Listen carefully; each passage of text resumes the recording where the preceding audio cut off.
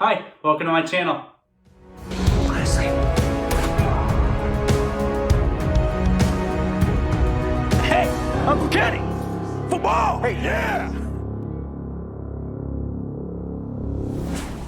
If you're new here, my name is Cedric. I'm an actor, a filmmaker, a screenwriter, and a YouTube reactor, and I love Dimash Kudaibergen. If you missed it, I recently reanalyzed the story of One Sky. So I had done my initial reaction to it, and then did a second analysis of it, and I actually got to talk to Dmitry Volmer, who was the cinematographer of Story One Sky, and kind of shared some of his insights into the production. So that's on my channel. You can feel free to check that out. But I wanted to get back to a live performance of Dimash because, as always, anything recorded in a studio is inherently different than anything recorded live. That's why film and theater coexist. Theater will never die because that live performance aspect remains the same. Certainly what Dimash does is theater. It goes beyond performance. He is there to tell a story. It usually involves some sort of extraordinary light show. And the way that he vocally produces some of his magic is always fascinating, and reacting to him has made me a better vocalist as an actor. It's given me new options as far as textures to add, ways to approach vowels. I always enjoy watching him. I always enjoy checking him out. I know he's coming to America to study. Yeah, Dimash, if you want to hang out, let's get coffee. Let's get lunch. Let's make something together. I'm game, you know? Right now, I live like 2 hours from New York. I might be moving there this year. Who knows? I don't know, but I can get there pretty easy. Let's hang out. I, of course, want to say thank you to my patrons on Patreon. Thank you so much for your support, as always, for my auditions, my screenwriting, the pitches I have to do, YouTube, all of the things. Thank you for supporting me as I continue in this journey. It means so much to me. Please feel free to subscribe to the Coroner's Assistant YouTube channel. There is a web series that I am the lead in. I am the Coroner's Assistant, and new episodes are coming out right now. This is season 1. It was a journey. It was a challenge to get made, and I'm so proud of this team for doing the impossible, pushing through and making something that's genuinely wonderful, something we're all genuinely proud of. And it was one of those things where not everything you make is fun. And this was so much fun. And it's the kind of project that just, you know, I think, especially, you know, I can't speak to everything else, but especially in film, you're just going to be tired if you're living this life. And this is the kind of project that makes you tired for a good reason. You're just happy knowing that you made something like this, and just a joy to work on that one. So please feel free to check it out. I don't want to take up too much more of your time. I don't know anything about AMOR NT. I just know that it was recommended to me, and I'm excited to hear it. I know nothing. I assume it's in Spanish, which I do not know very much of. I'm learning it on Duolingo, but I'm a lot further in my German than my Spanish. We'll put it that way. So, here we go. El Amor NT, Dimash Kudaibergen.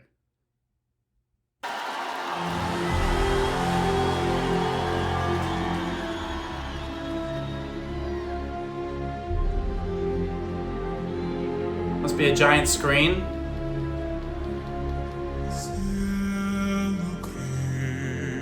Oh.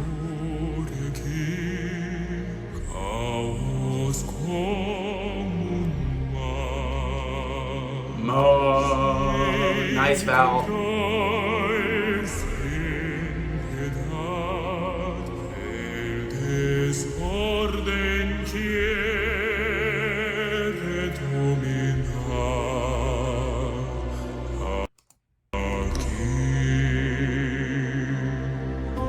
That's the danger of not knowing Spanish. I thought the word was over. Wow. Low vocal approach. Again, his range goes lower than mine, but that... right? You can hear how it ends up frying in mine. You can hear how open he's keeping his vocal cords to be able to... he can reach it, sure. But to keep that warm, open sound as you go that low in your range is hard. It's really difficult. Especially with this posture that he's got. This kind of... feels dark, feels like a dark kind of character, especially he's talking about dominating. I'm assuming that this was probably pre-recorded, or I guess there's an option that he is lip-syncing to, like he is singing it live, but the video is pre-recorded, and so he's just singing along with the video, because he's consistent, and so of course he can match up himself. I don't know, I can't tell, actually. I'm assuming that that is the case because there were just some adjustments that I was hearing that sounded like maybe this is live. But boy, what a warm, powerful, low sound. I mean, really punching that open breath. And I like that his, again, building character, there's a lot to observe within the physicality that he's presenting here already, especially with this costume that's very dark, almost looks like a fabric version of armor. It's interesting.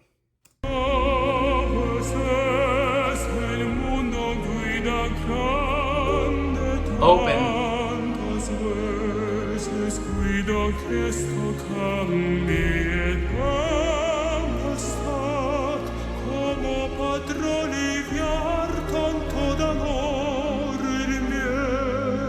Yeah.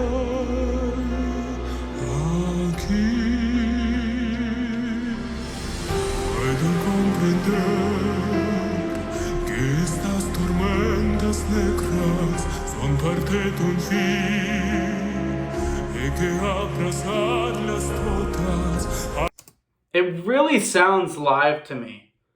I think it's live because you can hear him breathing in, but when you have someone with Dimash's level, like, it can be difficult. But there are a couple of things where his mouth is hitting a position that it doesn't sound like I'm hearing, which I think it's live. If it is recorded, it doesn't really matter. The vocal effect is great either way.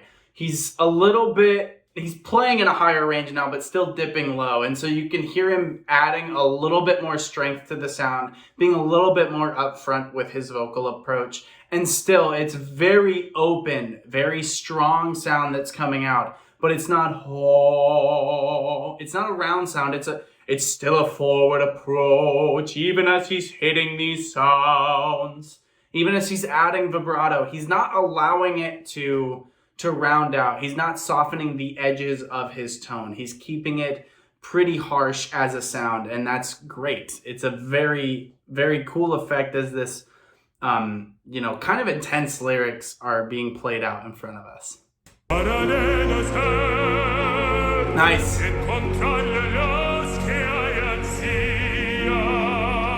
See that harsh sound?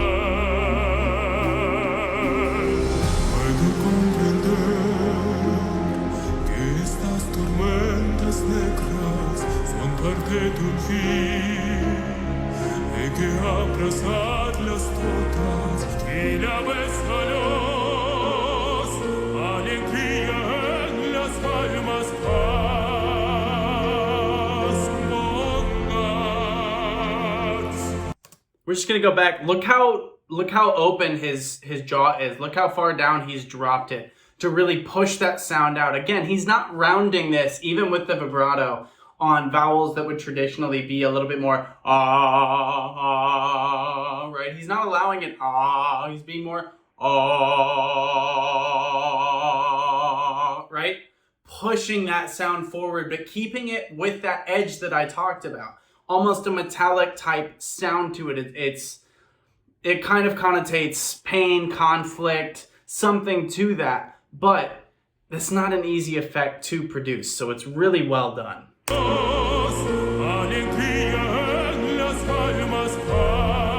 how far down that jaw is.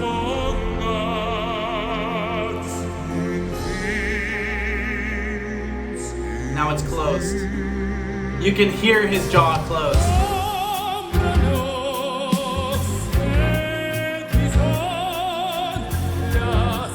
Oh, was that him?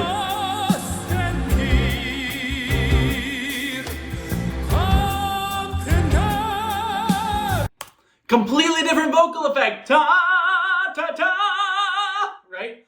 A lot tighter in his vocal approach. Yeah, he's higher, but it's intentionally a more brassy sound. I love that there's a playfulness to the performance here of him turning and Now, this whole opening, he's dressed in black. I kind of assumed maybe he was a bad character, but now I'm realizing maybe this is going to be about conflict. Maybe it is just him versus this other guy, but as I'm looking at this other him, but as I'm looking at the framing, it looks like we may get someone over here to the right. So maybe this is a good, choosing between good and bad, angel and devil on the shoulder type of scenario. But the playfulness of the performance here is wonderful. Of Dimash, now he's smiling. It's a more brassy tone that he's approaching the sound itself with. Looking at himself singing. I like a little bit of humor here. And it's not humor in the ha ha ha. It's humor in the more Greek sense. It's humor in the classical theater sense of engaging serious conversation with a vague playfulness that actually serves to bolster the conversation that's being had. I think that this is wonderful.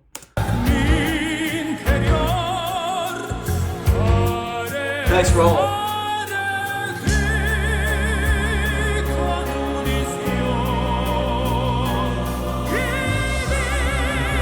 That must be him over to the right.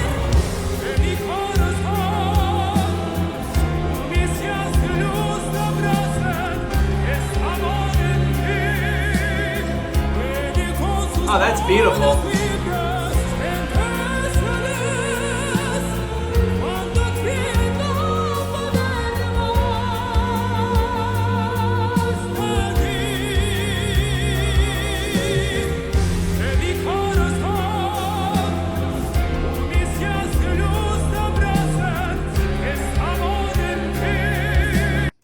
So I'm assuming he is there on stage down off to the right. We just haven't gotten a close-up on him for a production reason, but the audience is seeing him sing live while we are getting this sort of edited together compilation of it. Look at how his performance has changed. Now they're both standing kind of open to let their capes spread. I like that the costumes are deeply similar, so again we're kind of connotating that this is the same person. But there's an edge of desperation to this message, and with the hope, it's a positive desperation, but it's like, please hear this. May light embrace you. May love come out of you, spring out of you.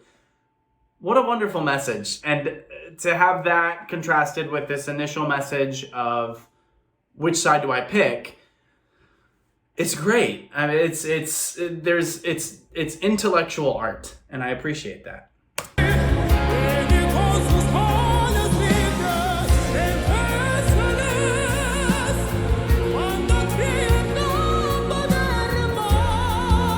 Nice. More open approach.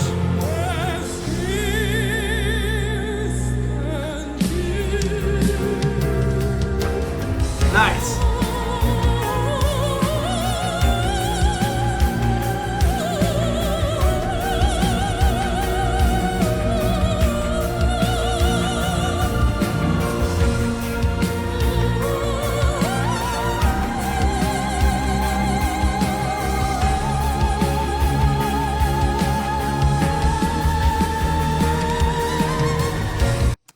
Okay, I now see that there's a red figure over to the left, so maybe those are just presenting the screen so people can fully see them that are closer. Still, I'm thinking that this is live produced vocal, just because of what I'm seeing. With this red character, who I'm assuming is kind of the tempter of this story, I love how tight his approach is. We know Dimash can go up into his head voice, into his falsetto, and create a very open, lovely sound that is full, that is rich. He's not doing that here. He's creating a more tight sound.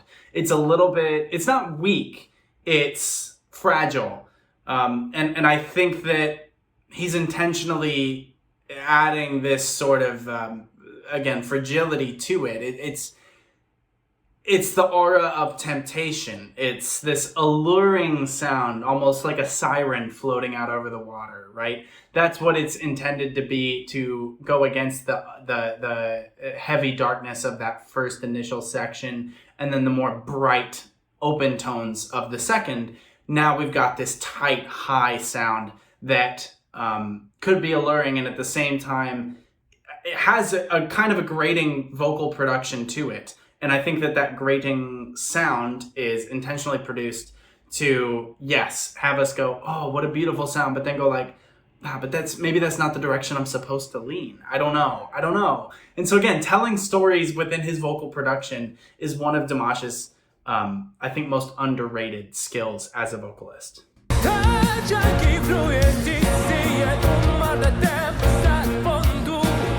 Oh, there he is.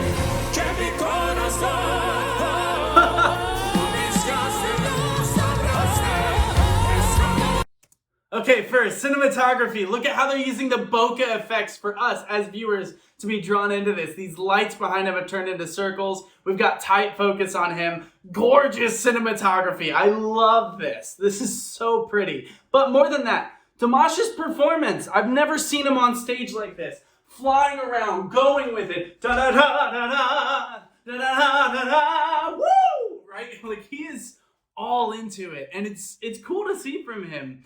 But it has the intensity of this debate that's happening. Now I'm thinking, okay, maybe that initial section was recorded. Maybe it's just this section that's recorded. But to build a whole choir with just his own voice is really cool. It's kind of that Lin-Manuel thing, that Les Mis thing of build in all these melodies and then layer them on top of each other. I love it. It's satisfying. I love to hear it. It's sort of a version of like We Don't Talk About Bruno, right? Putting all those melodies on top of each other here at the end as we have this debate ongoing. It's cool to see his intensity, and it brings the audience into this, because I think that this orchestration could run the risk of a performance itself running flat. If he was just standing there while all these big guys around him are singing these big versions of him. But because he's running around stage, he's displaying the passion, it brings us into it with him. And I've never seen him like this. I like that when he came in on the little bit of a faster section, it was a pop approach. It wasn't quite what we heard from the other three voices. It was very forward. It was straight tone. It was very just kind of a nice pop vocal effect. And so now that's being layered on top of this. And so we're getting 4 different vocal effects from Dimash as he's facing this choice.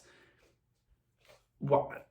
Love, love, love. We have no choice but to support a vocalist who can create diverse tones without making it manufactured. And it's great. Lens flare.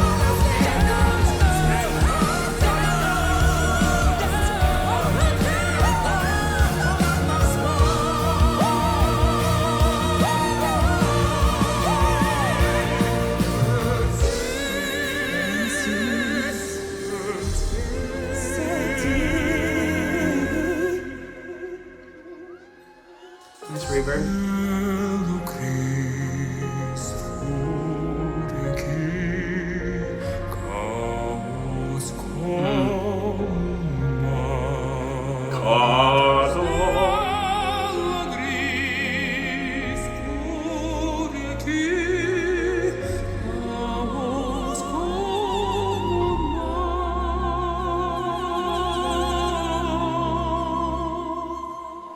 Nice.